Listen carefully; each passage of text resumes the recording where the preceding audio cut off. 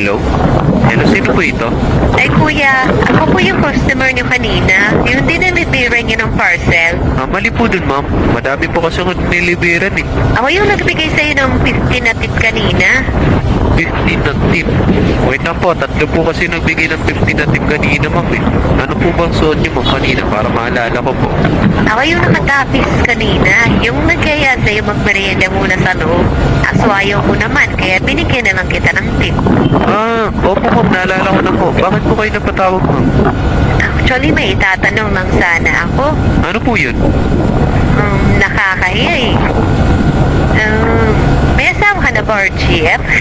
Sorry ha, kinapalan ko din yung mukha ko. Tatanong ko sana sa'yo kanina kaso naunahan ako ng hiya. Naku, ma'am, wala na po. Break lang eh. Aw, di single ka po. Opo, ma'am, bakit po? Ang totoo kasi niyan, malungkot kasi ako eh. Isipin mo, mag-New Year na. Tapos ako lang mag-isa dito. Pareho pala tayo, ma'am. Kaya nga, baka pati sa New Year eh, nasa trabaho pa rin ako nun kasi wala naman ako kasama sa bahay na. Oh, baka gusto mo na dito na lang sa bahay mag-New Year. Ay, naku, ma'am, nakakahiya naman po. Huwag ka na mahiya, kaya nga kita tinawagan, baka aling pwede ka. Kaso, Ano mga si kuya magluluto kasi ako. Tapos ako lang naman mag-isa kakain. Di ba nakakalungkot yun?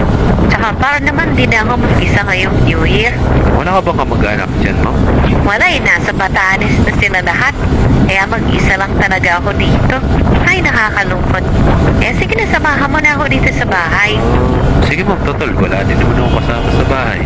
Di pupunta na lang ako dyan. Yan, para naman masaya ang New Year.